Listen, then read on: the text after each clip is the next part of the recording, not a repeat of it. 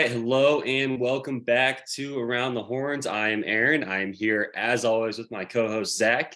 Zach, I've got some big news. The Super Bowl was yesterday, and with that, it is officially baseball season. It is undoubtedly, unequivocally baseball season. Football is a thing of the past. It is baseball time. I'm ready for it. We're recording this on Monday morning. We will be in Arlington on Friday. And I cannot be more excited. How are you doing? How are you feeling now that it is officially baseball season? Yeah, I'm super stoked. I was forced to watch Super Bowl last night. NFL is not normally my thing, but yeah, I watched the first half, and then at halftime I said, you know what, game over. Like let's get some baseball going. So no, I'm super stoked. It's can't wait till Friday up in Arlington. We'll see a bunch of really good teams, some Omaha contenders, and yeah, super stoked. Wow, so you stopped watching at halftime. So do you think the Eagles won? No, I did get a notification via ESPN that the Eagles apparently lost. Yeah. Apparently everyone's up in arms by a apparent non-holding or a call that went against them. All I can say is it's tough to be an Eagles fan. Houston Astros beat you. You lost in the MLS, and now you lost the Super Bowl. Yeah. It's Philadelphia. What are you going to do? Yeah, no, we'll see what happens. But it was certainly a good game. But on to baseball. We had some big news. So of course, as everyone knows by now, Texas is officially joining the SEC, I believe, in June of 2024. But for baseball purposes, that means that Texas will have two more full seasons in the Big 12. And then in the spring of 2025, that is when Texas will become an SEC team. And we can expect that new schedule and all the fun stuff that comes with that. So my first thoughts is, I love this from a baseball perspective. All the SEC stuff, I have my reservations from like a football side because I was like, oh man, like it's going to be good for football because, it'll be good for recruiting and the games will be better, but just going to make it really hard to make the playoffs as opposed to just eventually getting to the point where you can just win the Big 12 and that'll get you a playoff spot. But from a baseball perspective, getting into the field of 64 is not really going to be an issue for Texas, you would think, even with a harder schedule.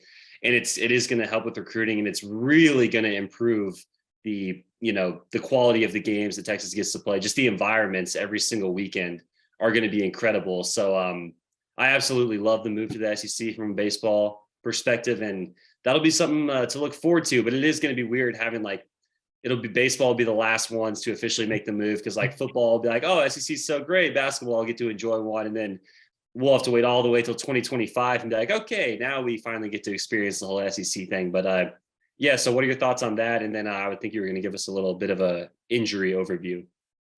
Yeah, I think long term it makes the most sense, right? Texas is one of the powerhouses and has been in college baseball. The SEC is a team or conference that, I was joking with someone, you could legitimately see them put 10 to 12 teams in the NCAA tournament this year. Like it's just absolutely stacked. And adding Texas and OU just kind of enhances that. I think it's gonna be a ton of fun, traveling to places like Mississippi State, Ole Miss, even A&M. Of course, I love going down to LSU to the box. But I think from a team perspective, it'd be really great. And, David Pierce has already mentioned, look, we're already looking at ways to enhance the stadium and put improvements in there for that entrance into college baseball in the SEC. So they want to add more fans and ability to bring more people in. And so I think for the program itself as well, there's going to be a lot more attention, which is amazing. Yep. No, it's going to be great. I'm looking forward to it, but I'm also looking forward to this year. And of course, on the SEC theme, Texas has 3 SEC opponents this weekend in Arlington, which we are going to preview. That's what we're going to do today. We're going to preview Arkansas, Missouri, Vanderbilt, and we're going to give out some predictions, who we think is going to win the national title, stuff like that, what we're really looking for this weekend. Zach, before we hop into that, do you want to hit on some of these injuries? Yeah, so news came out that Luke Harrison's going to be out for the 2023 season. He was a freshman last year, kind of burst on the scene. No one really expected a ton of innings out of him, but made 32 appearances. He started a game. He, I think he had a 3.06 ERA and a 0 record. But he was a guy that, really kind of stepped up when Whitty went down to eat some innings and provide some, kind of stability for what there was within the bullpen. He was put in a lot of big spots and, he really shined. You could tell he got a little bit tired towards the end of the season, but he was still putting up good numbers. Sounds like it's a shoulder issue. So it's not going to require Tommy John, but yeah, that's, in my opinion, it's a big loss. The experience that he gained last year, helping transition a new staff, largely a new bullpen. I think they were going to count on him a lot. So really sad to see. He's just a great kid, great family in general. And then the week before, it was announced that Kimball was going to be out. Kimball Schuessler, the catcher, he'd been dealing with an index finger issue all fall. They decided he needed surgery, so they're going to shut him down for the season. And so they're going to rely upon kind of a 3-man rotation of Rylan Galvin, the freshman, Garrett Guillemette, who's the projected starter, the transfer from USC, and then of course Peyton Powell, the utility man himself. But another great kid, great family. Sad to see them miss out on this season, but hopefully they can continue to be around the kids and the team and make sure they can put some positive spin on it. So, yeah. Yep. No, I mean, the Luke Harrison one is really a bummer. I mean, we talked about it a bit last week in our preview episode, which you should check out if you have not already. But it's an inexperienced Texas bullpen, inexperienced pitching staff as a whole. And Luke Harrison was kind of like, it's weird to say from a sophomore, but he was one of the guys with the most experience, and he was one of the most consistent arms. So that puts some added pressure on Chris Stewart. I think the lefty JUCO transfer that projects to be a pretty big part of the Texas bullpen. So there will be even more pressure on him to execute those left on left matchups or just eat up innings in general, like Luke Harrison was able to do last year. But yeah, so we'll see how Texas deals with those injuries. I think they're not season debilitating as far as the team's concerned, but it's definitely a bummer for those guys. Hopefully they have a quick recovery, and hopefully the team can rally around them and recover. Zach, we're going to Arlington this weekend, and on Friday we are going to be watching Texas take on the number 8 ranked Arkansas Razorbacks. That is according to the D1 baseball rankings. Arkansas, I mean, what is there to say about Arkansas? They haven't been able to win the whole thing here recently, as everyone knows, but they're about as consistent as it comes when it comes to programs around the country. They made it to Omaha last year. They eventually lost to Ole Miss. They're a really solid team. Of course, just like everyone else, they lost some key pieces. What stood out to me is their middle infield, the shortstop Jalen Battles and the second baseman Robert Moore. I mean, those guys were super solid contributors for Arkansas for multiple years. Yeah. Just really good up the middle on defense. They both had some pop at the plate. They're both clutch. It's those are tough losses, but I mean, they're Arkansas. They reloaded. They have a really deep team this year. They might not have as many eye-popping, first round picks as they have in years past, but it's a deep lineup. It's a deep pitching staff. What pops out to you when you look at this Arkansas team and then some of the newcomers? Yeah, I mean, the first thing is you're not going to nearly have the athleticism and the dynamic makeup of the middle, right? So they lost Jalen Battles and Robert Moore and Michael Turner. So up the middle, I would not expect them to be as strong. But you also have guys like Peyton Stovall sliding over. You have guys that have been brought in from the transfer portal that are going to make a big difference. They brought in Tavian Josenberger, who every Texas fan should be recognize the name. He played at KU. He's going to move from that kind of shortstop to outfield, center field position. They brought in Jared Wagner from Creighton, and he's another guy that projects to be a starter and really put some time in. And so, Dave Van Horn always has solid teams. I think there's some question marks about where the consistency and the power is going to come from out of this lineup, but certainly they have one of the deepest, if not the deepest, pitching staffs in the nation. So, I expect them to battle. I expect them to be right there at the top of the SEC again this year. Yep. I mean, you mentioned the depth of the pitching staff, and that's going to be put to the test right away because we got news last week that they're projected. I think it was going to be their ace, Jackson Wiggins, the right-handed pitcher. He's lost for the year to Tommy John. People were expecting him to have a really big breakout year, so that's an unfortunate setback for the Razorbacks to lose their ace before the season even started.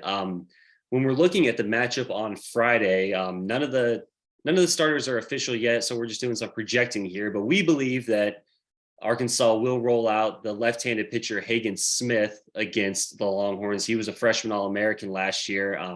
He was 7-2. He had a 4.66 ERA, 46 walks, 90 strikeouts. It's quite a bit in each category. I spent some time grinding some Hagen Smith film yesterday on YouTube before I watched the Super Bowl. So he's very tall. He's a lanky lefty. He throws kind of a 3/4 arm slot. So he's not a drop down guy, but it's not all the way over the top like you might expect. It's kind of like a Lucas Gordon arm slot, maybe a tad higher. Fastball low to mid 90s. He's got a wipeout slider that he really likes to use. He doesn't use a changeup very often. I would say it's by far his third best pitch. He'll show it to righties every once in a while, but at least from the tape I was watching, he didn't look like too effective of a pitch. He really likes his fastball. He really likes his slider. The fastball, he'll work it up. It plays pretty good. He's a lanky guy, so the ball will jump on you quick. So that fastball at the top of the zone works pretty well for them. He definitely tries to establish the inside part of the plate with his fastball and his slider. He really likes to bury that slider with the back foot. So yeah, I mean, he's got pretty electric stuff, I would say. He got touched up a bit when I was watching just because he will leave that fastball over the middle of the plate. He's not a guy that has pinpoint accuracy where he'll dot it low and outside, up and in, like on command. He'll spray it around a little bit to where he can't fall behind in counts. And when he does, he might give you a fastball over the middle of the plate. So that's what I saw from Smith. Do you have any Hagen Smith takes or what we might see from any other pieces of the Arkansas pitching staff?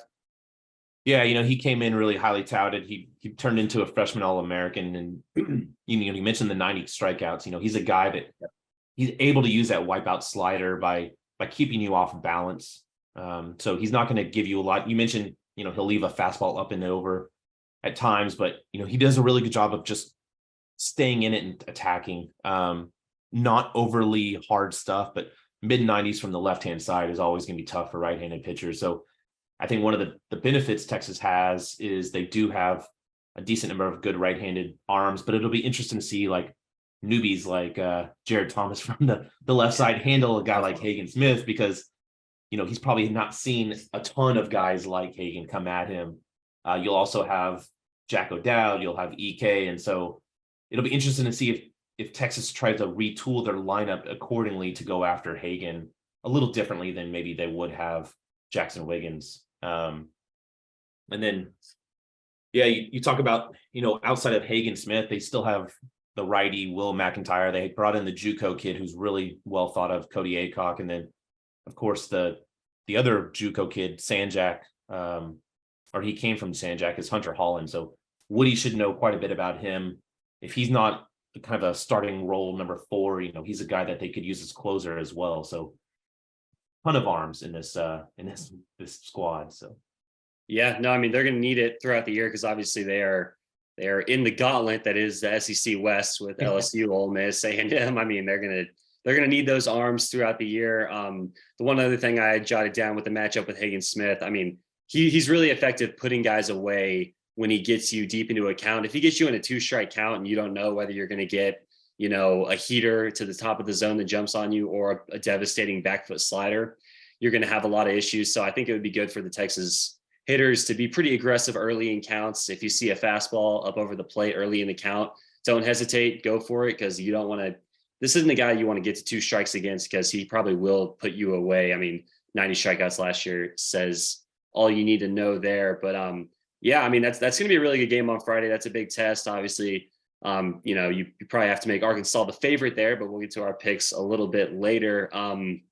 Zach, let's talk a little bit about Missouri. They are not as threatening as Arkansas or Vanderbilt. They're not a prototypical SEC powerhouse, but what do you have on the Tigers this year? Yeah, I know quite a bit about the Tigers, having family up in Columbia, Missouri, so there'll be a little trash talking going on this weekend. But the last time they made the NCAA tournament was 2012. Coincidentally, that was the last time they were actually in the Big 12. So the move to the SEC from a baseball perspective hasn't exactly gone to plan for Missouri. But I think if anyone were to look at the number of resources and the facilities and everything else, that's not very surprising. They did have a couple of big transfers out, but they also brought 11 guys in. And so they actually brought in a pretty good transfer portal. They have 2 from Arkansas. They brought in Jacob Hasty from LSU. They brought in a Brock Daniels from OU. And then also 2 from Arizona. The good thing for the Tigers is they bring back 5 of their regular starters. And so, I think they were top 10 last year in the SEC in batting and scoring. So that bodes well for a team that can hit. I think the bigger question is, what can their pitching do and how can they adjust this year? Because they did lose a couple of guys to the draft or 2 transfers as well. They did lose two of their top hitters, Montgomery and Day. Joshua Day obviously went MLB. But a couple of guys like Luke Mann, who's going to play third base, Trevor Austin, he hit 297 last year. And then the Arkansas transfer, Dylan Leach, who Dave Van Horn, really highly touted and talked about during the media session. Those are going to be your leaders, right? From the pitching side, they lost Spencer Miles. He's a 4th-round draft pick. He was really the heart and soul of that pitching staff. They do bring in Newbeck. He's got decent stuff. He stays in the low 90s, but he's got that quality slider that can really get you. His changeup's good. I wouldn't call it, star-studded quality changeup, but he does use it very effectively. But I mean, he had a 5.63 ERA last year, so he is a guy that Texas should be able to get some bats on the balls. The other guy that they might see would be Chandler Murphy. He's an Arizona transfer. Really, really good stuff. He sits mid 90s, but he's got a pretty electric arm. So pure stuff wise, I'd say Murphy is probably their best bet, but Newbeck is most likely the guy that Texas will face this weekend. Yeah, it'll be interesting. 94-mile-an-hour fastball that'll play no matter what you have complementing it at the college level. So yeah, I would say Murphy would probably be good for Texas to avoid there. But overall, it's a pitching staff that is, they struggled last year just because of the schedule they faced and just the competition they were up against. It's a pitching staff that you would like to see Texas put up some runs against. I think this would be a good game to score some runs early and then kind of go out there with Zane Morehouse and see what he's got, because this is a lineup that, obviously it's an SEC school. Missouri solid. It will not be an easy game in any way, shape, or fashion, but it would be good to see Morehouse go out there with the lead and see if he can kind of cruise there for 3 or 4 innings and keep Texas ahead. So that's kind of what I'm looking for there. It'll be an interesting game. Obviously of the 3, that would be the one that you feel best about for Texas. So it'll be important to get that one. If not, you could be potentially looking at a bad weekend. So we'll see what Texas has there. I want to get to Vanderbilt here because I think this is a very daunting task on Sunday. Vanderbilt comes in at number 10 in the D1 baseball rankings. They were very solid, or they were a little bit down last year. They were 14-16 in the SEC. They ended up losing to Oregon State in the regional last year. They've got a really exciting player in Enrique Bradfield Jr.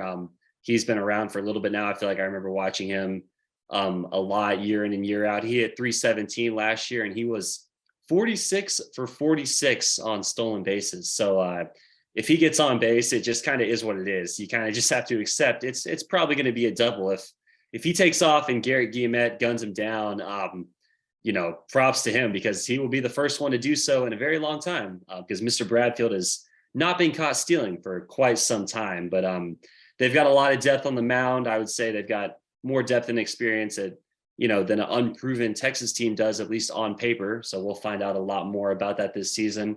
We expect it to be Charlie Hurley for Texas on Sunday. On the preview show, we talked a little bit about a step up in competition from the Pac-12. He's getting thrown right into the fire here against Vanderbilt. They've got some experienced hitters in the lineup. They've certainly got some new guys that we expect to have a lot of talent. So this will be a tough test for Mr. Hurley if he does get the ball on Sunday. So I'm excited to see how he goes up there and competes in his first start as a Longhorn. There's a lot to talk about here with Vanderbilt. Zach, where do you want to start? No, I think it starts with you mentioned the pitching. They have a lot of depth. They have a lot of experience. Last year, they didn't necessarily have the depth or experience, and this year they return a lot. And I think that's really what they're going to rely upon, because if you look at their lineup, they're a pretty young lineup across the board, with the exception of a couple of guys like Enrique Bradfield or impact transfer, RJ Schreck from Duke. Like, he's going to play a prominent role in the offense. But otherwise, they've got a lot of guys that are kind of looking to burst out and show themselves after, what would many would compare to be a good year, but 39-23 and 14-6 in SEC play is not a good year, especially when it ends in a regional for Vanderbilt. They've got some really talented kids coming in, like the uber athlete RJ Austin. He's going to play at first base, but he's a guy that, when you talk to scouts, he legitimately could play all 4 corners. I mean, he's a really athletic kid.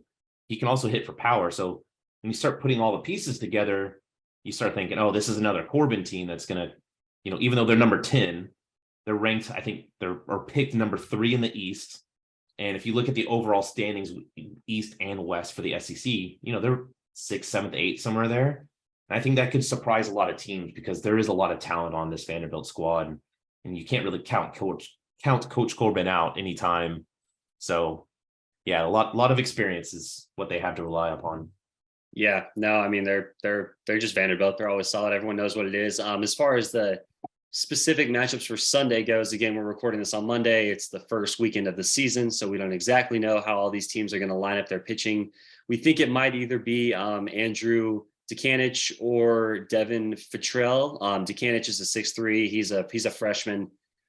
He's a freshman righty from a prep school, so obviously don't know too much about his stuff per se because he's not pitched in college baseball yet. Fitrell, he was a tall lefty. He was their midweek starter last year. I was going through his starts from last year. He pitched really well against the mid-major schools, and then when they rolled him out there against Arkansas, LSU, and Tennessee, he didn't get lit up, but it definitely, like, all of his stat lines were kind of the same. It was interesting. It was like 5 innings, 5 hits, 4 earned runs for basically like every single game. So he got touched up a little against the better teams. I was watching some tape on him. He's got really smooth mechanics. It looked a lot different from Hagen Smith just watching them because Smith was kind of just like explosive, like right at you, right in your face. And then watching Fitrell, he was like really smooth, just downhill. He was 89 to 90 with the fastball. A nice curveball. It's not really a big looper, and it's not really like a sharp curveball. It's like right in between, which is kind of my favorite type of curveball. It's like you can really see the point at when it breaks, like it goes and then it like jumps up for a second and then it sharply jumps back down. I don't know. It's a weird pitching thing. I call it a bender. It's like my favorite type of curveball. He either throws a lot of straight changeups or he throws a lot of sliders that don't really break that much. I could not pinpoint what exactly that pitch was. I'm like 80% sure it was a changeup, and it just like it didn't move an inch, but he had really good command of it because it was consistently 10 miles an hour slower than his fastball, and it was just right on target every single time, at least in the start that I watched. So he likes that changeup, if indeed it is a changeup, which I believe it is. So kind of a prototypical lefty, changeup, good curveball, smooth mechanics. He's in the zone with his fastball. So he's a guy that I think Texas could definitely put the ball in play against, but he will not be an easy matchup by any means if he does, in fact, take the mound. So we'll see there. Yeah, I don't know if you have anything else to add on those two guys, or we can go into what we're looking for most from the Horns this weekend. Yeah, I think for the freshman, if Texas faces him, it'll be interesting to see how the lineup matches up against a really hard throwing righty. He's a big posing guy, 6'3". Yeah. He's a bigger body guy. You mentioned he's a prep arm, right? So you don't really know what you're going to get because he hasn't played college ball before. But he was part of a really highly touted freshman class for Vanderbilt. So you got to think he's got some stuff there. But it'll be interesting to see which way Vanderbilt goes, because that could really affect the lineup that Pierce puts out in terms of what they want to do. And I was kind of joking with someone else. I said Golden Spikes nominee Enrique Bradfield, he's the defensive do-it-all out there in center field. I said Texas may just decide to completely play small ball and stay away from him. So you may not get to see him as much as you would maybe a Melendez hammering out shots to center field. But anytime you get to see a guy that is a Golden Spikes nominee and someone as electric as Bradfield, it'll always be a good game and a lot of fun. So.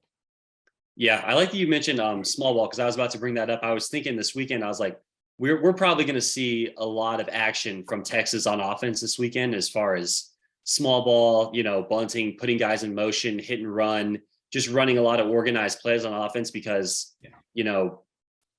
it's early in the year, so teams aren't really locked in on their defense for all those plays, the hit and run defense, the pickoff plays, the bunt coverages. This will be the first time that anybody gets to have any live game reps, so there could be some mistakes there.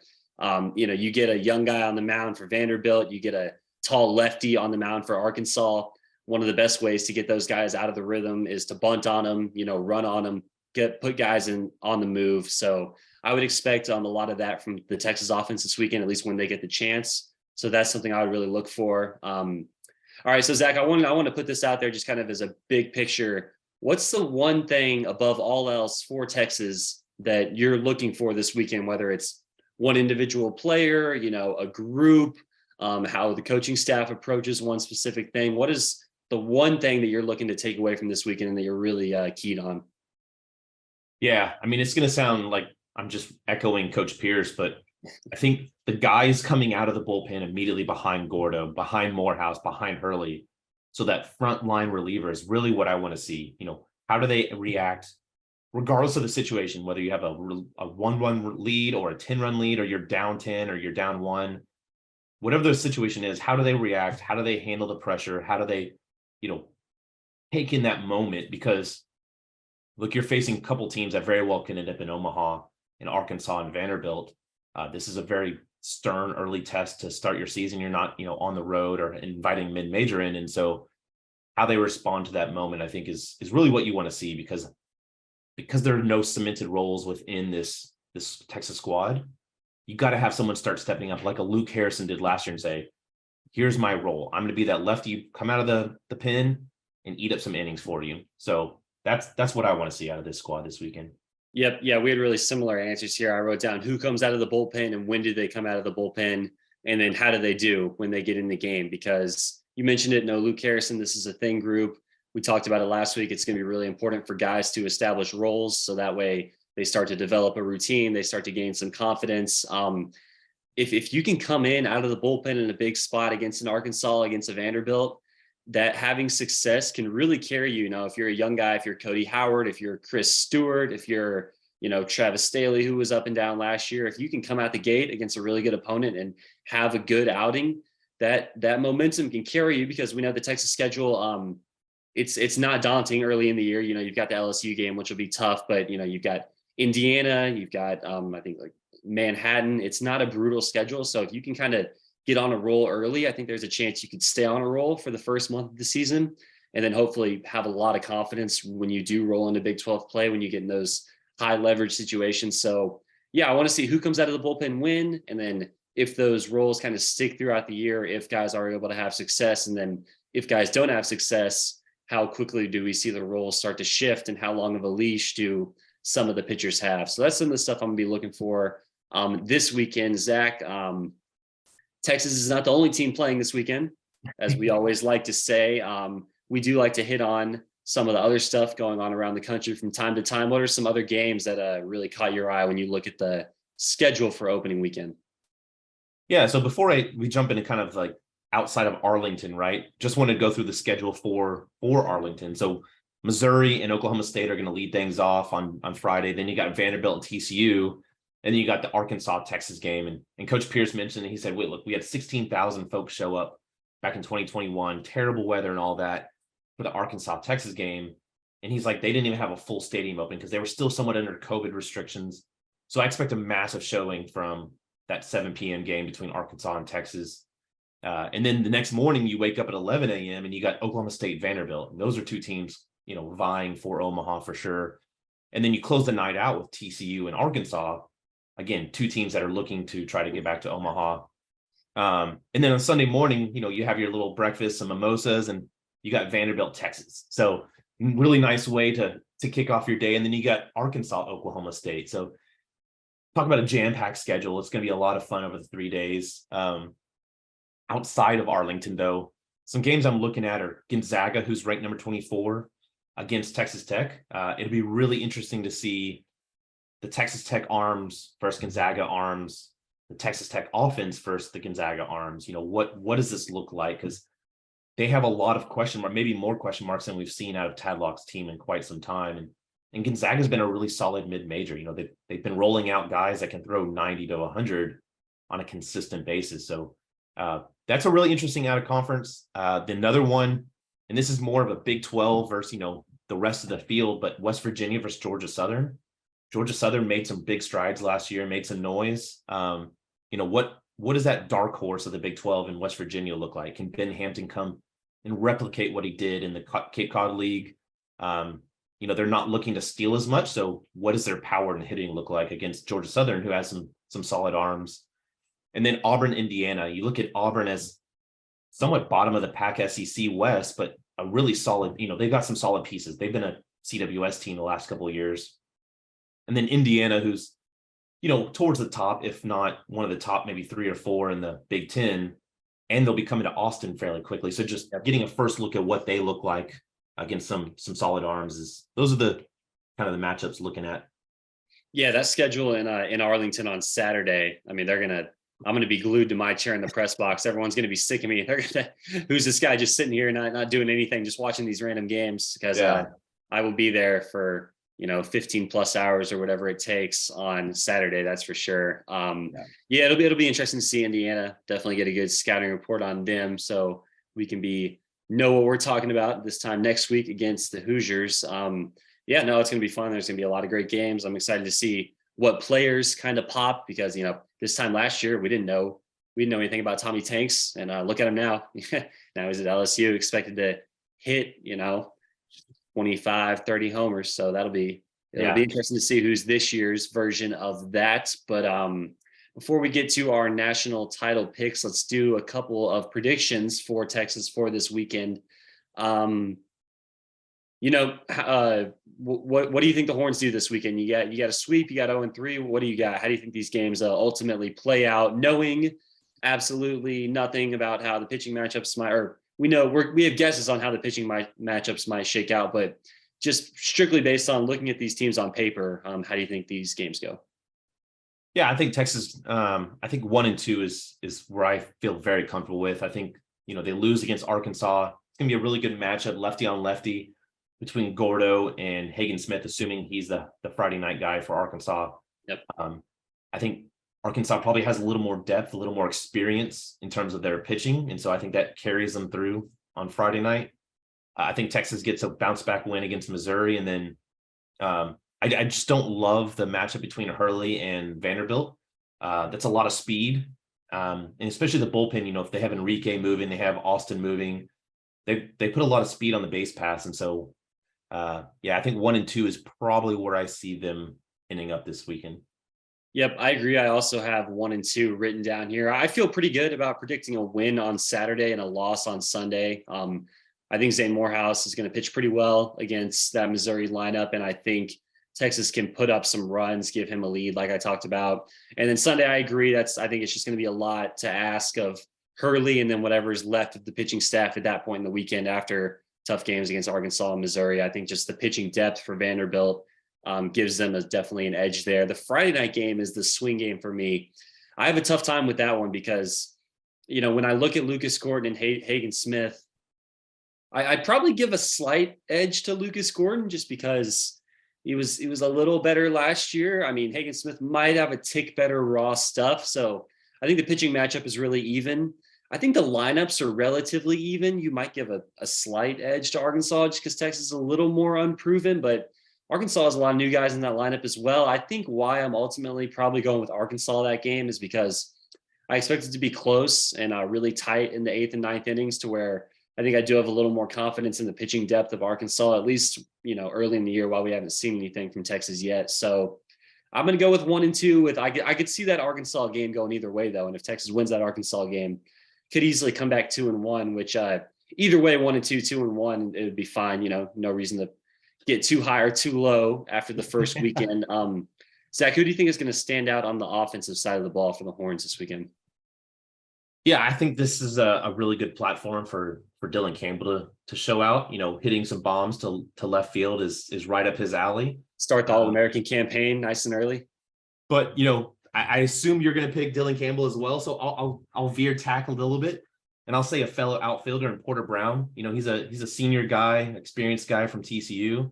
TCU's going to be there. Obviously, he's going to want to show why he left and went to Texas to make a name for himself and put some playing time on paper. And so I'll go with Porter Brown, that experience against some pretty talented and experienced pitching staffs that he's going to face. So. Yeah, I'll be excited to see, how he handles Hagen Smith, the big lefty, because we talked about there's going to be lefties in the Texas lineup where that's going to be a tough matchup on paper. So, but he's an experienced guy. He's seen plenty of lefties throughout his career, so he'll have a solid approach there. I'm interested to see, where David Pierce slots him in the lineup against lefties as opposed to righties. That'll be something that, we'll get a feel for early in the year. I am going with Dylan Campbell. I think it's a nice spot for him because Texas should get at least one lefty on Friday, then possibly another lefty against Vanderbilt on Sunday. DC likes those lefties. We talked about it last week. He just seems like he's coming in hot. He was roping the ball over the field in the alumni game. He's not a freshman. He's not a new guy. He's played in Arlington before. He's, worn the Born to Orange before. So he's not going to be, scared of the moment. He's not the bright lights, of, opening day, Major League Ballpark, SEC team. That's going to be nothing for Dylan Campbell. We saw him do it in the postseason last year. So I think it's going to be a good weekend for Dylan Campbell. From the pitching side, I think Morehouse, is the easy pick for like who will have the best stat line because he's got the easiest matchup, I'd say by far on paper. Lucas Gordon is the one I'm really going to be focused on though, because, this Arkansas team, it's a great example of the types of lineups that Gordon, struggled with at times last year. We saw him in Omaha against some of the better teams. That second, third time through the order, they can start to key in on some of his tendencies. We don't have super high expectations for the new slider early in the year. Like I said last week, I think that's a pitch that will get better and will get stronger as the year goes on. But man, it would be a good pitch to have this first week against Arkansas, because if you can mix 3 pitches against this Arkansas lineup, that might be the difference in the game. So I'll be interested to see how he chooses to use his pitches against Arkansas and how it goes for him overall, just against a really talented team. So I think Morehouse has the best outing, but I'm going to be really interested to see how Lucas Gordon attacks the Razorbacks on Friday.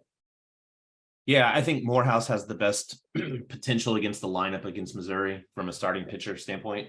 The 2 guys that I'd really like to see kind of break out is Chris Stewart. We mentioned him earlier on the left-hand side. He can hit 92, 95 from the mound. And then also he's not technically a freshman anymore. He sat out last year because he was injured for Baylor, but the redshirt freshman, Cody Howard, I'd like to see him at the back end of the games. What does he look like closing out a game? Where does he come in? Can he handle the moment, handle the pressure, big crowd, top teams? So those are the 2 guys from the bullpen that I really kind of looking forward to see this weekend. Yeah, the Cody Howard stuff, super interesting, just from a guy that doesn't have much experience, but is a guy that does, figure to be a big part of the lineup. He's definitely probably the main bullpen guy that you really would hope to see have a big performance this weekend, maybe, 1 or 2 good performances this weekend. All right, Zach, just for fun, I want to get us on the record here for who we think is going to win the national title as we sit here in February. A lot can change, a lot will change. I am going to go with the Tennessee Volunteers to win the national championship. I liked a little bit of a revenge tour. They were the team last year after Texas fell off a little bit. Tennessee was the stacked team on paper, number 1 overall seed. And then, of course, Notre Dame goes in there, kind of shocks them in the super regional. They lose quite a bit on offense, but man, they return a serious rotation. Chase Dolander, that's my Golden Spikes pick. Of course, I'm going with the pitcher, so I got to go with Dolander. They got Burns. They got Drew Beam. I mean, I love the pitching staff there for Tennessee. I just love the revenge part of it because everyone was, on them last year, and then everyone was hating on them because of all their usual Tennessee antics. So, of course, everyone was able to pile on them when they finally lost. I think it's just a complete revenge tour for the Volunteers. I think the pitching staff is going to dominate in the postseason. I know I'm not going out on a limb here. They're number 2 overall. So it's nothing crazy. I don't expect to be praised too much if I get this right, but I am going with Tennessee. Who you got winning it all? So, I mean, smart money is the all-star team down in Baton Rouge, right? LSU. Because LSU is tied with Texas on the number of national titles, I'm refusing to acknowledge that they're going to win it. So I'm going to go with Stanford. I really like what they've put together. I know they lost a couple of big names, but man, if you look at that the lineup top to bottom, they are stacked. Their pitching staff is really, really good. My only concern with picking them is when they get to Omaha, they tend not to do well at all. Like, I don't know what it is about Omaha, but Stanford people don't belong there. Like, it's a weird, I don't know if they're afraid of the Jello shot challenge or like people from Arkansas suddenly showing up and scaring them off. It's a weird mix, but man, you look at Stanford and they are ridiculous. You look at Braden Montgomery, he's my favorite, or one of the favorites in my opinion, to win the Golden Spikes. He's a monster. But I'll go with Stanford for the national title. All right. Yep. It'll be interesting to see. if we change our minds throughout the year, if we stick to our guns, we'll track those teams, of course, throughout the season. Zach, I'm looking forward to seeing you in Arlington. I'm looking forward to seeing all the other fans that end up making the trip. Make sure to follow us on Twitter. We will be sending a lot of tweets from the press box in Arlington. You can follow me at Aaron Little OB. You can follow Zach at the Dish. Orange Bloods, we will have stuff rolling out this weekend. Of course, we will have game threads. We'll have recaps, instant analysis. That's the plan there. Check out all the football stuff on the YouTube page. Subscribe, like all the videos, helps us out. And then, of course, just be ready to go. If you're coming to the games, bring that energy because Arkansas will. Vanderbilt will have a solid contingent there. So I'm just excited to watch baseball this weekend. Zach, you got anything else before we get out of here? No, I'm excited for baseball season. The little man Augie's been working and perfecting his hook'em, which is great. So I expect there to be a lot of that this weekend. Looking forward to some really great matchups in Arlington. So. All right. And with that, we will be back next week. But everyone enjoy the week, and we'll see everyone next week. Absolutely. Hook'em.